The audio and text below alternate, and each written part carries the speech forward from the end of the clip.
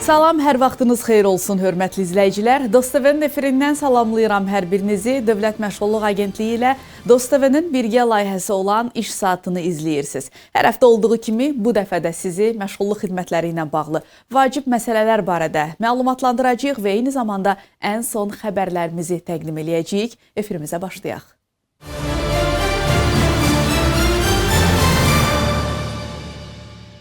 Bugün efirimizdə Kiçik və Orta Biznesin İnkişafı Agentliyi və Marsol Qrupun birgə təşkilatçılığı, Kapital Bankın rəsmi tərəfdaşlığı, Dövlət Məşğulluq Agentliyinin tərəfdaşlığı ilə keçirilən 6-cı yerli şirkətlərin tanıtım sərgisi barədə danışacağıq. Hər il olduğu kimi bu dəfəki sərgidə də Dövlət Məşğulluq Agentliyi ayrıca bir stendlə təmsil olundu. Bir qədər sonra qonağımızla bu barədə daha ətraflı söhbətimiz olacaq və sizə stendimizlə bağlı məlumatları çatdıracağıq. Bəs geridə qoyduğumuz həftə ərzində daha nələr baş verib, həftənin xəbər xülasəsini izləyək. Dövlət Məşğulluq Agentliyində məktəbəqədər və ümumi təhsil üzrə Dövlət Agentliyinin nümayəndələri ilə görüş keçirilib. Görüşdə Dövlət Məşğulluq Agentliyinin İdarə Heyətinin sədri Sadiq Əliyev, məktəbəqədər və ümumi təhsil üzrə Dövlət Agentliyinin direktoru Eşqi Bağırov və hər iki qurumdan aidiyyatı struktur bölmələrin rəhbərləri iştirak edib.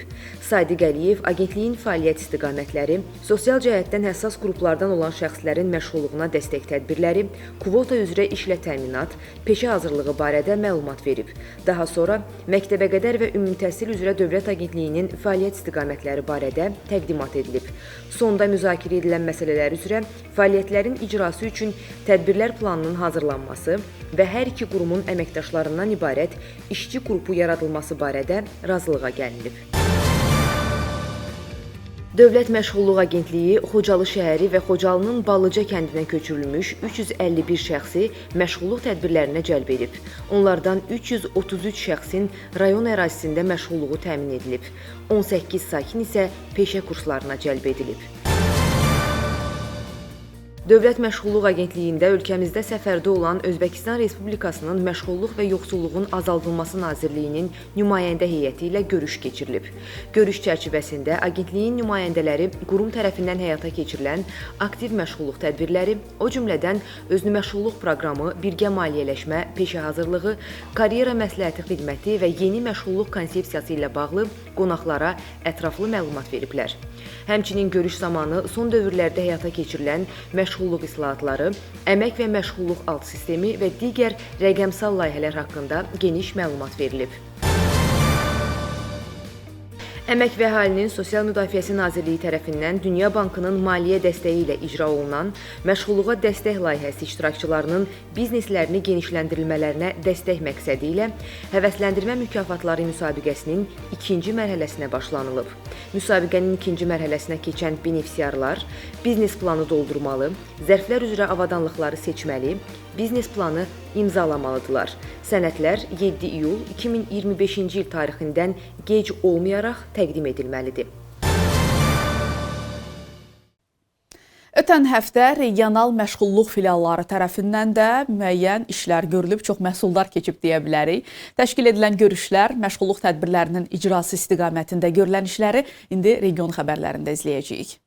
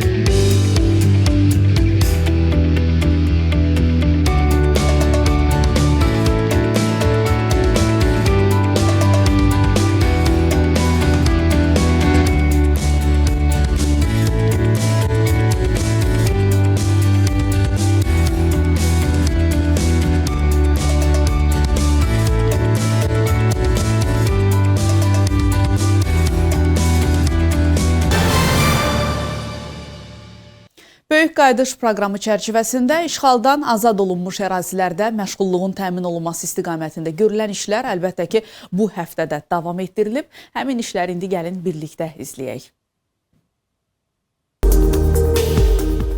Qarabağ Regional Məşğulluq Filialı və Azərbaycan Dəmir Yolları Qapalı Səhmdar Cəmiyyətinin birgə təşkilatçılığı ilə Ağdam Dəmir Yol və Avtovağzal kompleksində əmək yarmarkası keçirilib. Aktiv məşğulluq tədbirində uyğun namizədlərin qeydiyyatı aparılıb. Şərqi Zəngəzur Regional Məşğulluq Filialı və Məcburi Köçkünlərin Sosial İnkişaf Fondunun nümayəndələri arasında görüş olub. Görüşdə Kəlbəcər rayonuna köç edəcək keçmiş məcburi köçkünlərin məşğulluğunun təmin olunması və gələcək əməkdaşlıq perspektivləri müzakirə olunub. Qarabağ və Şərqi Zəngəzurda fəaliyyət göstərən bir qrup işə götürənlə görüş olub. Görüşdə işğaldan azad olunmuş bölgələrdə sakinlərin məşğulluğunun təmin edilməsi sayəsində işə götürənlərlə birgə görülən işlər və bu sahədə qarşıda duran vəzifələr müzakirə olunub. Şərqi Zəngəzur Regional Məşğulluq Filialı və Araz Vadisi İqtisadi Zonası Sənaye Parkının nümayəndələri arasında görüş olub. Görüşdə keçmiş məcburi köçkünlərin məşğulluğunun təminatı istiqamətində birgə əməkdaşlıq məsələləri müzakirə edilib. Qarabağ Regional Məşğulluq Filialı və Ağdamda yerləşən Azər Aqrar Tikinti Açıq Səhmdar Cəmiyyətinin nümayəndələri arasında görüş keçirilib. Görüşdə Ağdama köçürülmüş sakinlərin işlə təminatı barədə müzakirə aparılıb. Qarabağ Regional Məşğulluq Filialı və Ağdamda yerləşən Rabitə İnşaat Açıq Səhmdar Cəmiyyətinin nümayəndələri arasında görüş olub. Görüşdə Ağdama köçürülmüş sakinlərin məşğulluğuna dair müzakirə aparılıb. Qarabağ Regional Məşğulluq Filialı və Ağdamda yerləşən Euroline Qapalı Səhmdar Cəmiyyətinin nümayəndələri arasında görüş keçirilib. Görüşdə Ağdama köçürülmüş sakinlərin işlə təminatı barədə müzakirə aparılıb. Efirimizin əvvəlində də qeyd elədiyim kimi 18-21 iyun tarixlərində Kiçik və Orta Biznesin İnkişafı Agentliyi və Marsol Qrupun birgə təşkilatçılığı Kapital Bankın rəsmi tərəfdaşlığı ilə 6-cı yerli şirkətlərin tanıtım sərgisi baş tutub. Sərginin tərəfdaşlarından biri olan Dövlət Məşğulluq Agentliyi bu tədbirdə ayrıca stendi ilə təmsil olunub. Gəlin daha ətraflı süjetimizi izləyək.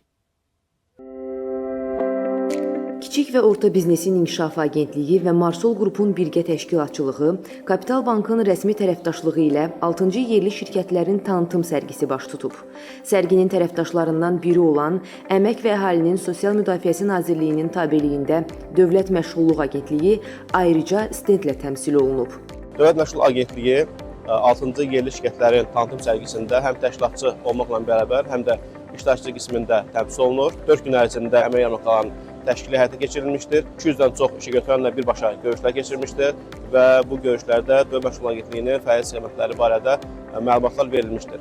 4 gün davam edən sərgi çərçivəsində 100-ədək işə götürənin iştirakı ilə əmək yarmarkaları təşkil olunub. Həmçinin müraciət edən şəxslərə agentliyin karyera məsləhətçiləri tərəfindən peşəyönümü məsləhət xidmətləri göstərilib.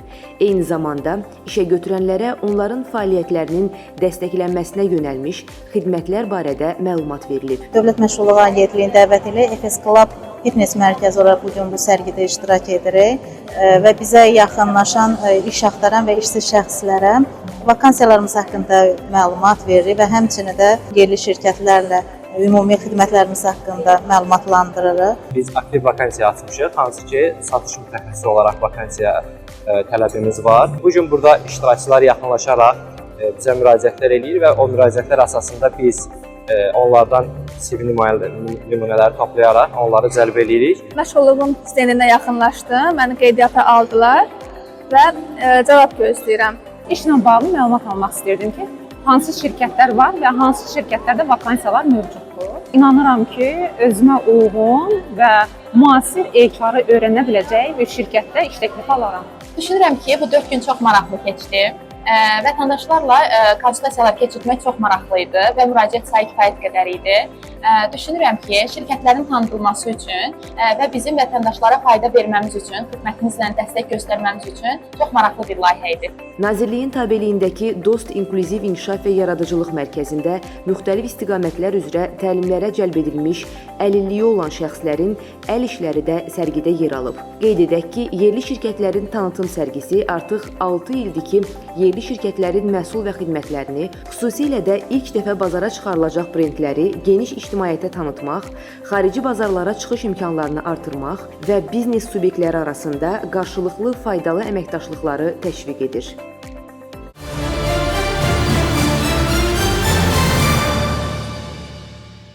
Efirimizi davam elətdiririk, hörmətli tamaşaçılar. Artıq qonağımızla müzakirə hissəsinə keçid eləyə bilərik. Qeyd elədiyim kimi artıq süjetimizi də izlədik. Bugün yerli şirkətlərin tanıtım sərgisindən danışırıq və iş saatının bugünkü qonağı Dövlət Məşğulluq Agentliyinin Sosial Tərəfdaşlarla İş Departamentinin müdürü Salih Həsənovdur. Xoş gördük sizi. Xoş gəlmisiniz Salih. Xoş gördük Əsmər xanım. Təşəkkür edirəm dəvət üçün və bu prosesi işıqlandırdığınız üçün. Biz təşəkkür eləyirik. Necə gedir işlər? Yaxşıdır. Düşünürəm ki, daha yaxşı görünür. Yəni Bilirəm ki, bu aralar sərgi ilə çox məşğul oldunuz. Elə biz də istəyirik ki, həm sərginin detalları, həm də Dövlət Məşğulluq Agentliyinin burada iştirakı ilə bağlı ətraflı məlumat verək tamaşaçılarımıza.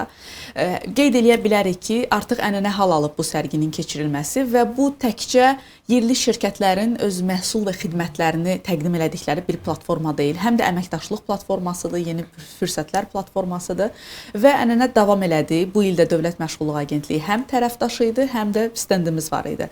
Dövlət Məşğulluq Agentliyinin iştirakı ilə bağlı ətraflı danışacağıq. İstəyirəm ki, ilk olaraq sərgi ilə bağlı məlumat verək. Sərgi bildiyimiz kimi artıq 6-cı dəfədir həyata keçirilir, bu proses təşkil olunur və bu dövrdə Dövlət Məşğulluq Agentliyi davamlı olaraq artıq ənənə halına almış formada əməkdaşlıq edirik və artıq tərəfdaş qismində biz həmişə dəvət olunur. Dövlət qurumları ilə həm də bizim əsas prioritetimizdən biri odur ki, dövlət və özəl tərəfdaşlıq modelinin daha da inkişaf etdirilməsidir. Sərgi özlüyündə yalnız bayaq vurguladığınız kimi nümayiş məsələsi deyil. Yəni yalnız hər hansısa öz məhsullarının nümayişini daha ötəsinə keçmişdi. Şirkətlər arası münasibətlər, şirkətlərin ictimaiyyətlə münasibətləri, şirkətlərin həm də inkişafı baxımından sərgi xüsusi rol oynayan bir platformaya artıq çevrilib və Məşğulluq Agentliyi də burada özünə məxsus rol oynadı. Hazırda orada sərgidə ümumilikdə 300-dən çox şirkət iştirak edirdi və bu 300-dən çox şirkətin ziyarətçiləri eyni zamanda həm də Məşğulluq Agentliyini ziyarət eləmiş olurdular. Onlar da Məşğulluq Agentliyinin stendinə var idi orada. İndi bununla bağlı qarşıda məlumat verəcək. Amma sərginin özü daha çox həm rəsmilərin, həm vətəndaşların iştirakı baxımından kifayət qədər çox ciddi rezonans doğurur və sosial və iqtisadi tərəfindən kifayət qədər göstəricilərlə ortaya çıxmış oldu. Bu sərgi haqqında məlumatları paylaşan zaman belə bir məlumat da var idi ki, ötən illərdən fərqli olaraq bu ilki sərgidə daha çox sayda işə götürən iştirak elədi. Deyəsən 300-dən çox, ya 300-ə yaxın işə götürən orada yer alırdı. Belə özəl şirkətlərin sərgiləndiyi bir platformada məşğulluq sahəsində mühüm rol oynayan xidmətlərin də təqdimatı əlbəttə ki, çox mühümdür. Dövlət Məşğulluq Agentliyinin ayrıca bir stendi var idi sərgidə. İstəyirəm ki, bu barədə danışaq. Stenddə həm işə götürənlər, həm də vətəndaşlar üçün, sərgini ziyarət edən şəxslər üçün hansı imkanlar yaradılmışdı? Əla sualdır. Əslində bu Dövlət Məşğulluq Agentliyinin əsas prioritet istiqaməti, prioritet istiqamətlərinin ən öndə gedənlərdən biri dövlət və özəl tərəfdaşlığın inkişaf etdirilməsidir. Bu bizim üçün kifayət qədər yaxşı bir meydan idi ki, hansı ki biz orada öz xidmətlərimizi, özümüzün hansı məhsullarımız var, bunları təqdim etmək üçün kifayət qədər yaxşı bir platforma idi. Çünki orada həm işə götürənlər, həm potensial iş axtaran şəxslər görə bilirdik. Biz bu fürsəti çox yaxşı dəyərləndirdik deyə düşünürəm.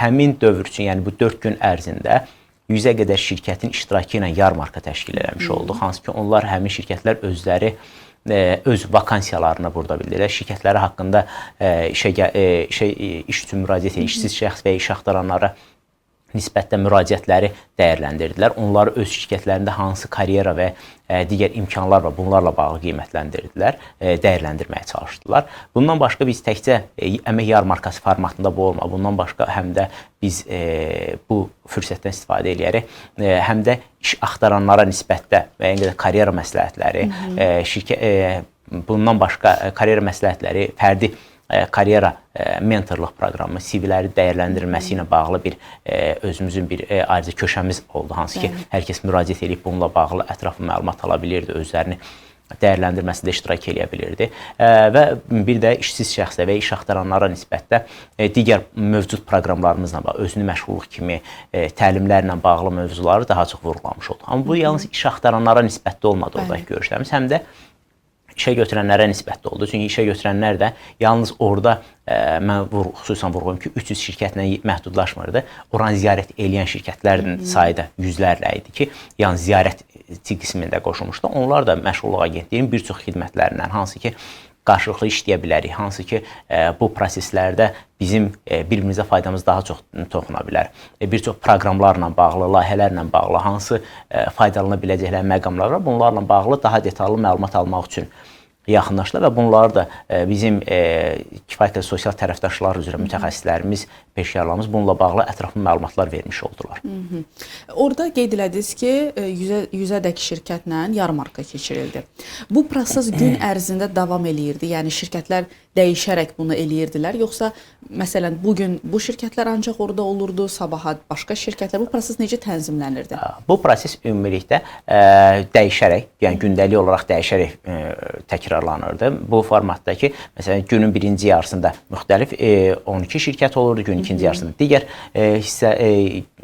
ziyarətçilər, yəni digər tərəfdaşlarımız olurdu və hər biri də yəni daha yenilikçi və daha çox şirkətlərin böyüklüyünə və kiçikliyinə asılı olmayaraq onların yanaşması və aktiv vakansiyaları olan şirkətləri cəlb eləmişdik ki, bu da iş axtaranları daha da maraqlandıra bilirdi prosesdə. Əla. Siz qeyd elədiniz ki, sərgi çərçivəsində təkcə iş axtaran şəxslərlə iş aparılmayıb, həm də işə götürənlərlə də müəyyən işlər aparılıb.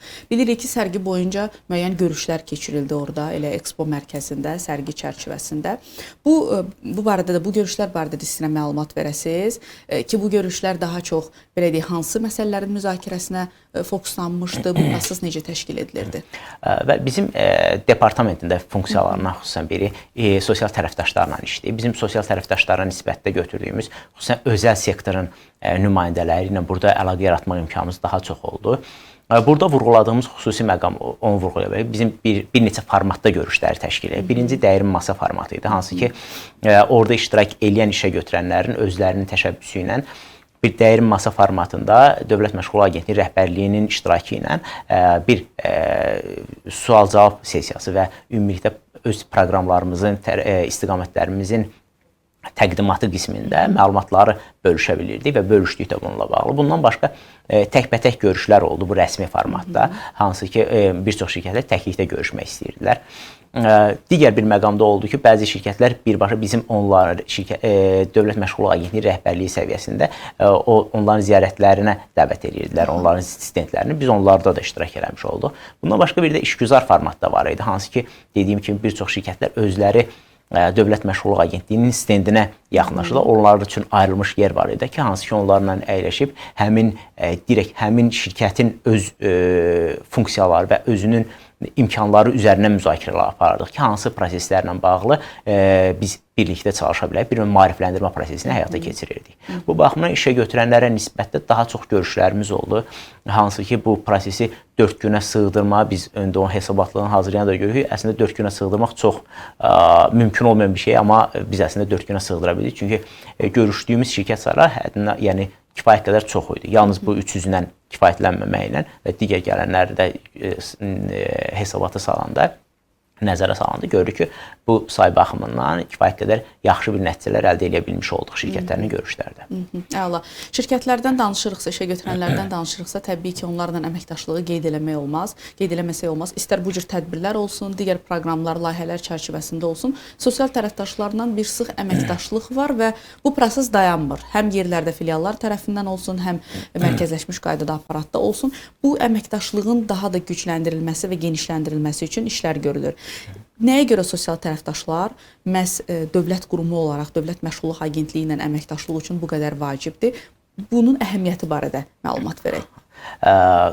Bu sualla bağlı belə bir şey deyirəm. Buna hər iki nisbətdə baxmaq lazımdır. Həm Dövlət Məşğulluq Agentliyi nisbətində Dövlət Məşğulluq Agentliyi bu məsələlərdə özü maraqlıdır. Çünki daha çox dövlət özəl tərəfdaşlığın həyata keçirilməsini prioritet kimi öz məqsədimizə daxil eləmişik və bu prioritetdən irəli gələn proseslərdə də biz baxırıq ki, bu həmin işə götürənlərə daha çox nələr təklif edə bilərik. Ümumiyyətlə deyim ki, bizim Əmək və Sosial Müdafiəsi Nazirliyinin siyasəti daha çox cəzalandır prinsipi deyil, daha çox təşviq prinsipidir və bu da Dövlət Məşğulluq Agentliyinin əsas qayələrindən biri kimi götürmək olar. Hansı ki, biz də eyni prosesdə daha çox təşviq mexanizmini tətbiq etməklə bu əməkdaşlığı daha da gücləndirmək məqsədidir.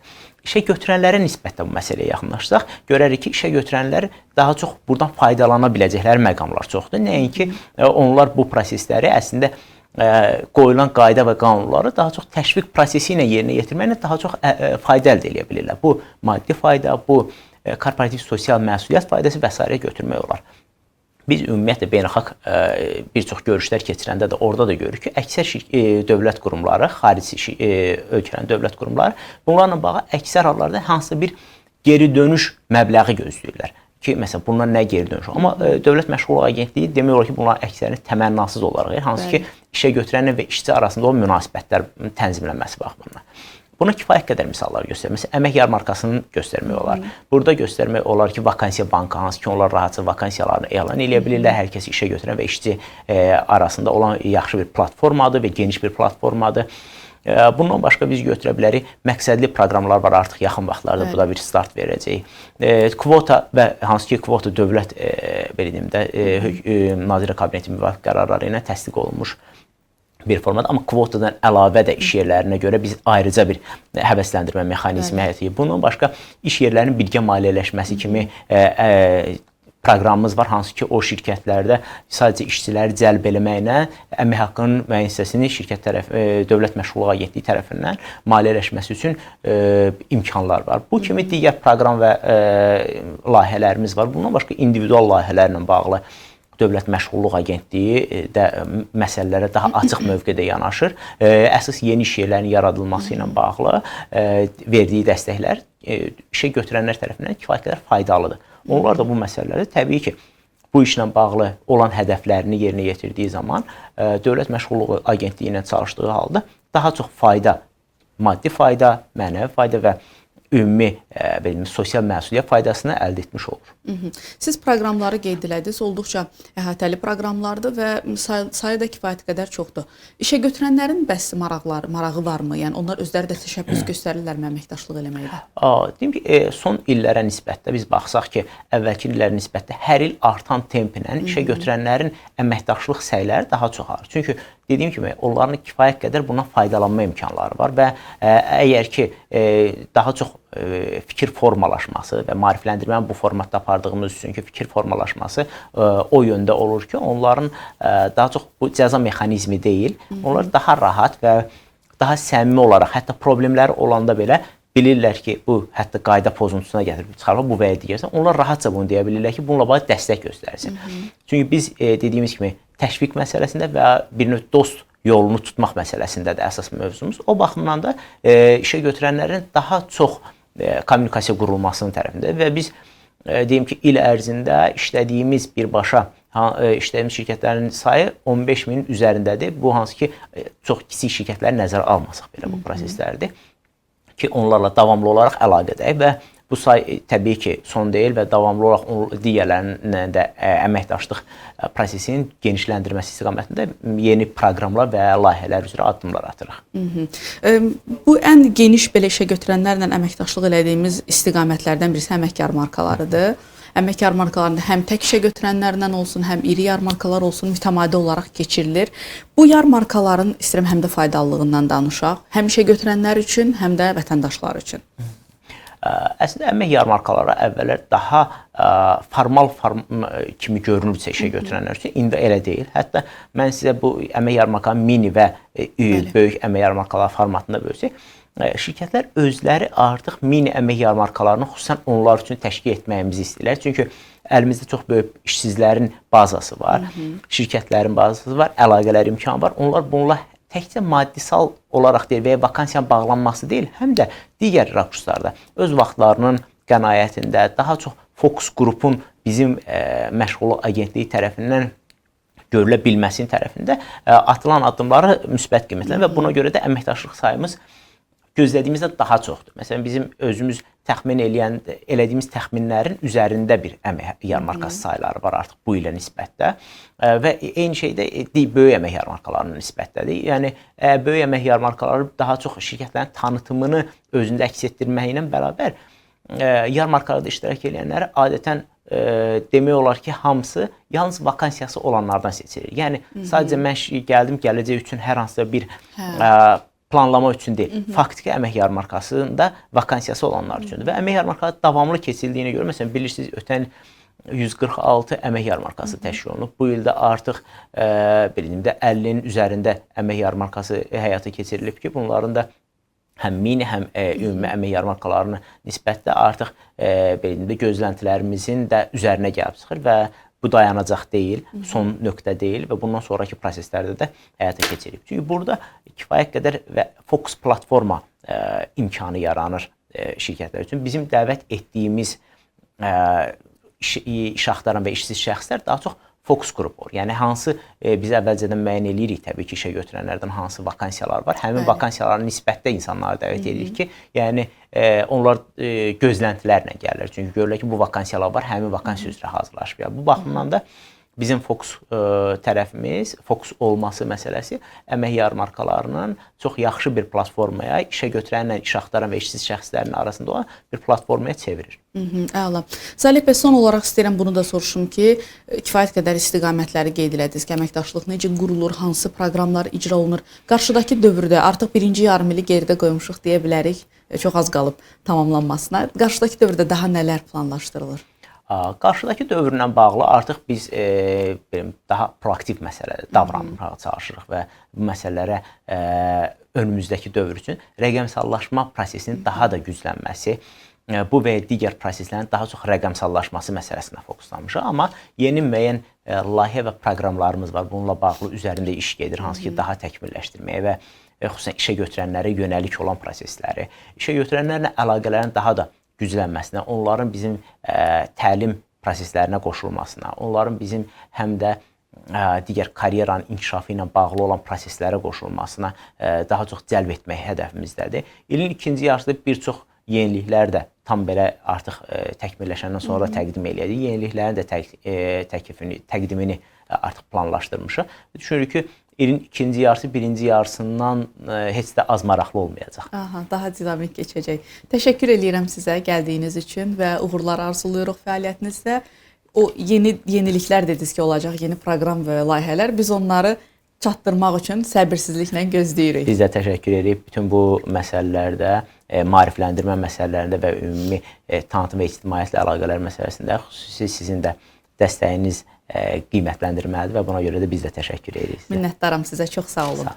Belə hörmətli tamaşaçılar, İş Saatını izləyirdiniz və biz bugün İş Saatında həm 6-cı yerli şirkətlərin tanıtım sərgisindən danışdıq. Dövlət Məşğulluq Agentliyinin bu sərgidə həm tərəfdaş olaraq iştirak eləməsi, həm də ayrıca stendlə təmsil olunması və eyni zamanda işə götürənlərlə olan münasibətlərdən danışdıq. Məşğulluq xidmətlərindən başqa necə xəbərdar ola bilərsiniz? Təbii ki, Dostavının efirində bizi izləməklə və eyni zamanda Dövlət Məşğulluq Agentliyinin rəsmi sosial media hesabları vasitəsilə də bütün məlumatlarımızdan tanış ola və eyni zamanda bizə müraciətlərinizi ünvanlaya bilərsiniz. Növbəti həftə yenə görüşəcəyik. Özünüzü qoruyun, salamat qalın.